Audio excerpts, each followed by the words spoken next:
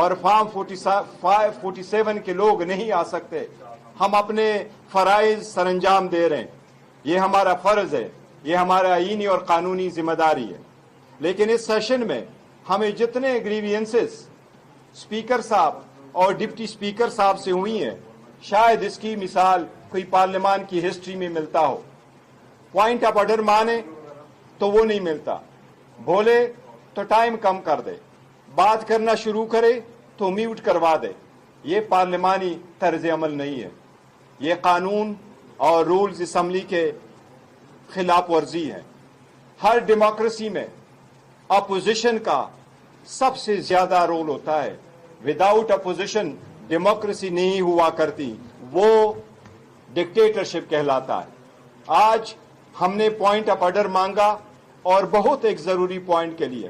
آپ سب لوگوں کے علم میں کہ یہ اعلان کیا گیا کہ آپریشن استحکام شروع ہو رہا ہے, اور وہ استحکام ہم سمجھتے ہیں کہ پہلے اس سے کہ ایپیکس کمیٹی اس کی منظوری دے, اس کے لیے کچھ اصول پہلے سے وضع شدہ ہے, اس کے مطابق کارروائی ہو. آپ کو معلوم ہے پہلے بھی جب آپریشن ہونے جا رہا تھا یا ملٹری کورٹس بننے جا رہے تھے اور پارلیمان نے آئین میں ترمیم کر دی تھی اور وہ full court of supreme court نے اس کا فیصلہ دے دیا تھا, اس میں ایپیکس کمیٹی کا اور اس پارلیمان کے رول کا ذکر ہے.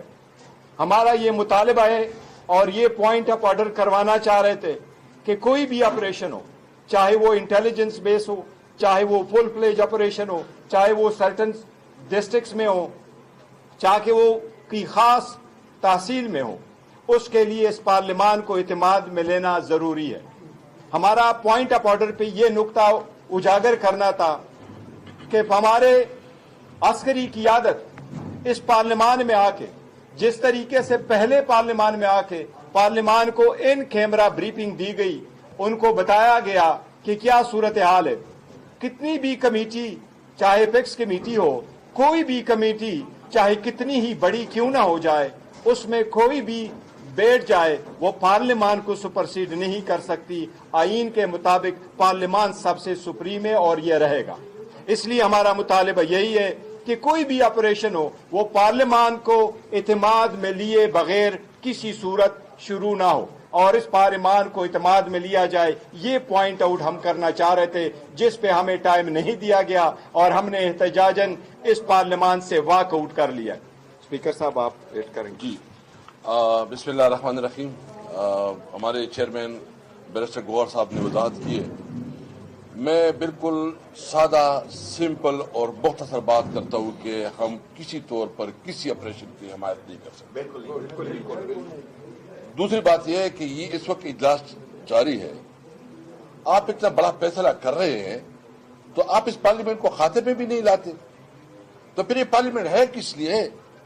آپ کا ڈیفینس منسٹر بیٹھا رہتا ہے, اپنی دکھڑے سناتا رہتا ہے, اور جب اتنا بڑا فیصلہ ہو رہا ہے تو اس میں پارلیمنٹ کو اعتماد میں نہیں لیا جاتا.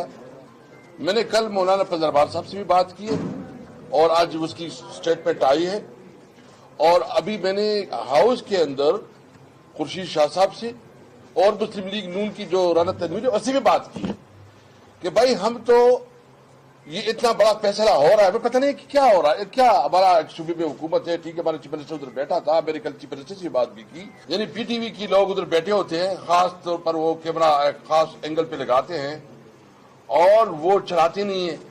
جو ہمارے میڈیا کی نمائندگان ہیں اس کے اوپر پابندیاں ہے, ویڈیو کر نہیں سکتے.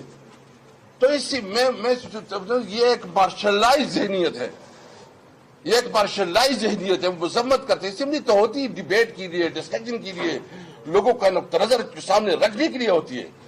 تو میں مذمت کرتا ہوں, مطالبہ کرتا ہوں سادہ اور سمپل کہ اگر کوئی ڈیسیجن ہوا ہے تو پارلیمنٹ کو میں لے آیا جائے اور پارلیمنٹ کو اعتماد میں لیا جائے.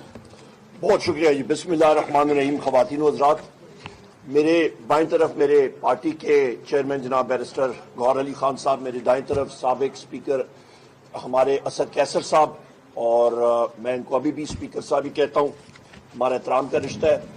خواتین و حضرات, آج بحیثیت لیڈر آف دی اپوزیشن میں اٹھا اپنی سیٹ پہ اور بات کرنا چاہیے. میرے محترم بھائی اسد کیسر صاحب اسپیکر صاحب اٹھے, بیرسٹر گور صاحب اٹھے, اسپیکر ایاز صادق صاحب نے ہمیں ٹائم نہیں دیا. میرا بڑا احترام کا رشتہ ہم ساروں کا ہے اسپیکر ایاز صادق صاحب سے, آج کا نہیں بڑے سالوں کا, پر اس وقت ہمارا گلہ یہ ہے, اور یہ بات ان کے منہ پہ بھی میں اس دن کہہ رہا تھا, کہ ان کا رویہ اپوزیشن کے ساتھ ٹھیک نہیں ہے. وہ کس پریشر کے تحت کام کر رہے ہیں وہ ہمیں معلوم نہیں ہے, پر انہیں ہاؤس میں اپوزیشن کو ڈیو شیئر اور ڈیو ریگارڈ دینا پڑے گا. وہ نہیں ہو رہا. ہم لوگ اپنی عوام کی نمائندگی یہاں پہ کر رہے ہیں, اور بہت بڑی نمائندگی ہے, اور در حقیقت 180 سیٹیں فارم 45 کے تحت پاکستان تحریک انصاف کی بنتی ہیں. یہاں پہ جس پوائنٹ کو میں ریپیٹ نہیں کروں گا, میرے فاضل دوستوں نے, بیرسٹر گور صاحب نے اور اسد کیسر صاحب نے بات کر دی ہے. میں جس چیز پہ آپ کی توجہ دینا چاہ رہا تھا وہ دو چیزیں تھیں. نمبر ایک, ہمارے صوبے کی خیبر پختونخوا کے واجبات بنتے ہیں. کل میں نے فلور آف دا ہاؤس پہ بھی بات کی, اور اس بجٹ کی کتاب میں یہاں پہ واضح لکھا ہوا ہے کہ اس حکومت نے جو ڈیوز رکھے ہوئے ہیں, کہ یہ ڈیوز جو ہیں یہ آپ کا پروونشل سرپلس 1217 ارب روپے صوبوں کے جو بجٹ آئیں گے وہ سرپلس ہوگا, اور وہ چاروں کے چاروں صوبوں کے میں نے ڈیوز آپ کو بتائے. ابھی حقیقت کیا ہے, وہاں پہ وہ ہمیں کہہ رہے ہیں کہ جی آپ سرپلس دکھائیں کہ آئی ایم ایف کے سامنے, اور اپنا خسارہ ہم نے کم کرنا ہے. دوسری طرف خیبر پختونخوا کو فنڈز جو فاٹا کے, میرے یہاں پہ فاٹا کے ساتھی موجود ہیں, جو بجٹ اماؤنٹ ہے وہ 66 بلین کی ہے جو بجٹ میں ہے. جو ایکچول اخراجات فاٹا میں اور ان کے ڈیوز بنتے ہیں تنخواہوں میں وہ 144 ارب کے بنتے ہیں.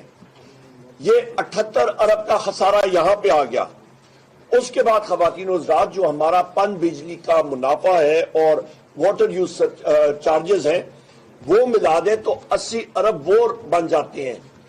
158 بلین روپیز, 198 ارب روپے آپ کا جو بنتا ہے وہ آپ کے بنتے ہیں جناب, جو کے پی کے کو فیڈرل گورنمنٹ نے دینے ہیں.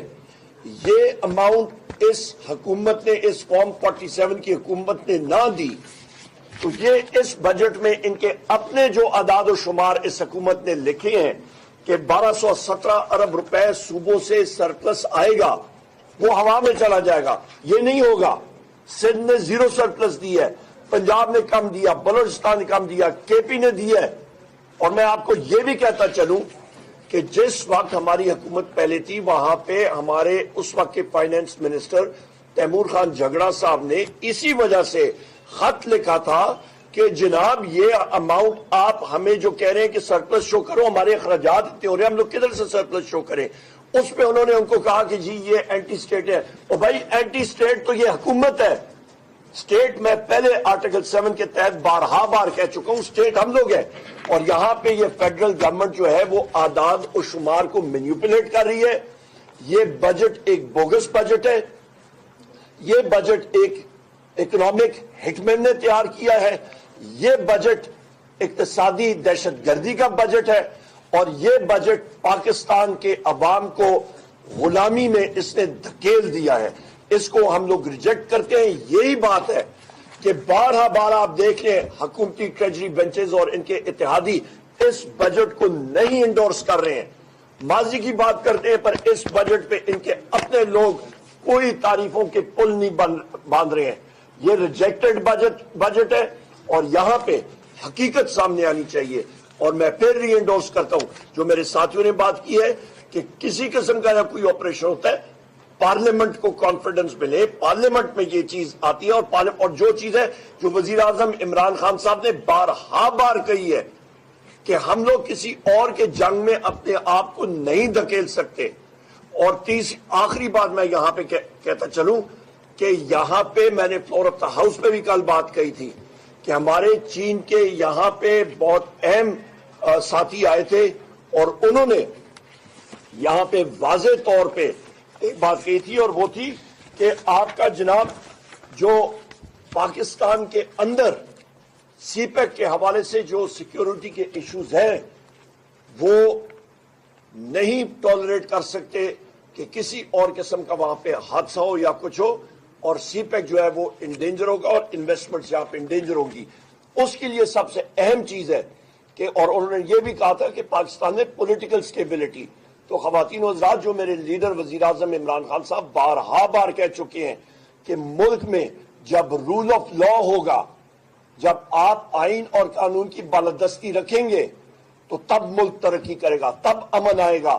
صرف ڈنڈے کے زور سے یا ڈکلیریشن کر کے یا ایک پولیٹیکل پارٹی کے پیچھے پڑ کے ہمارے لوگوں کو پنجاب میں کوئی پروٹیسٹ یا کوئی پرامن مظاہرہ کرنے جائے تو ان کے خلاف پرچے دے کے، میرے یہاں پہ مختلف ساتھی یہاں پہ موجود ہیں پنجاب سے، زرتاج گل صاحبہ ہیں، یہاں پہ سردار لطیف کھوسہ صاحب ہیں، ہمارے باقی ساتھی ہیں، ان کے خلاف پرچے ہو کے، ان کے حلقوں میں ان کے ورکرز کے خلاف پرچے ہو کے، یہ قابل برداشت نہیں ہے.